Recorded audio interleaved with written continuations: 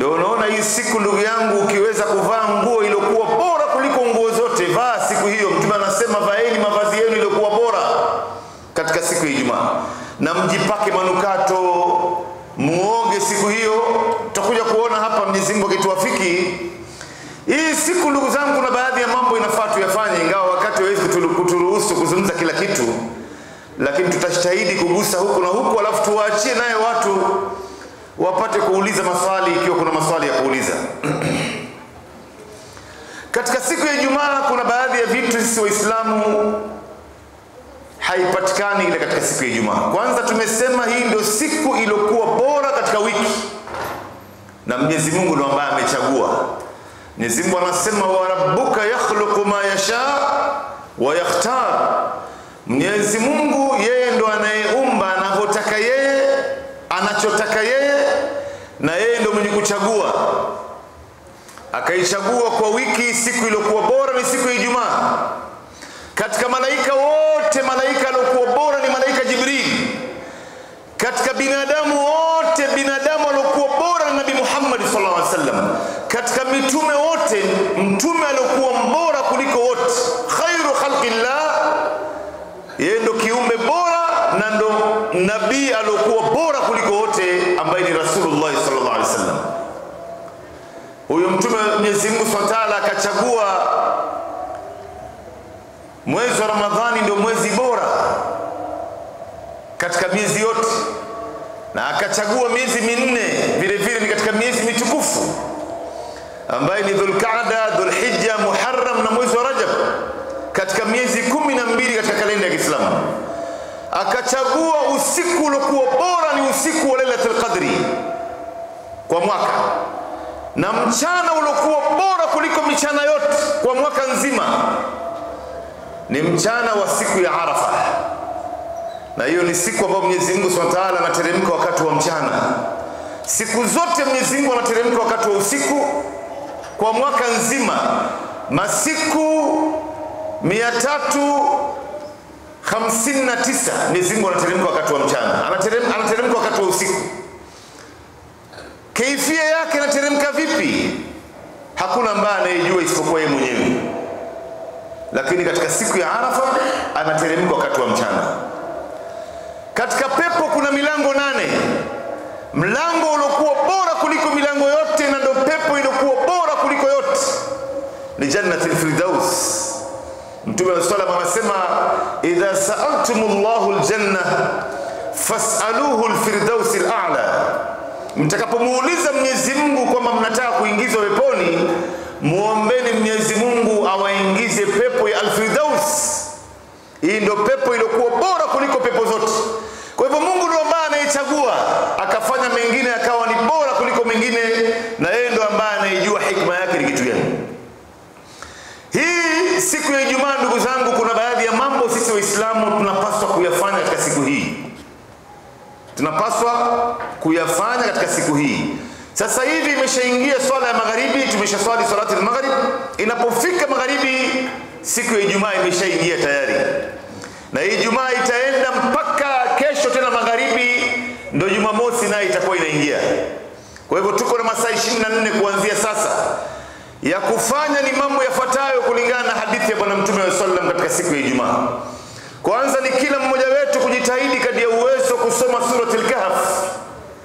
Suratul Kahf ambayo imo karibia na katikati ya Qur'an, na ina aya 110.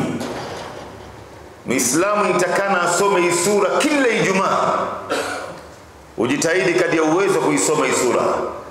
Mtume sallam anasema man qaraa suratul Kahf yawmul Jum'ah adaa Allahu minan nuri ma baina al-jum'atayn. Mtu yoyote atakayesoma suratul Kahf siku ya Ijumaa, usiku wake au mchana wake, Mwenyezi Mungu atamuangazia na nuru baina ya Ijumaa mbili. Maana yake kutoka Ijumaa ya leo mpaka Ijumaa ya wiki ijayo, wewe utakuwa katika nuru ya Mungu. Na hii nuru kama alivyotafsiri Ibn al-Qayyim al-Jawzi kwenye kitabu chake Al-Fawaid, anasema maana yake ni zaidi ya 40. Nuru maana yake ni amani. Nuru maana yake ni imani. Nuru maana yake ni ihsan. Nuru maana yake ni afya njema. Nuru maana yake ni utulivu wa moyo. Nuru maana yake ni usingizi mwanana, ni riziki sahali, ni kufunguliwa milango iliyofungwa. Ndio unaona ndugu zangu, mtu yoyote ambaye hasomi suratul Kahf siku ya Ijumaa anaacha kitu cha thamani kabisa katika maisha yake. Leo sisi wengi wetu hapa tunakwenda kusoma sura zingine ambayo tumeipa kipaumbele, wala haijapokelewa kutoka kwa hadithi ya Bwana Mtume, bali mengine anasingiziwa Bwana Mtume hasa. Leo kuna baadhi ya watu wameipa kipaumbele surati Yasin,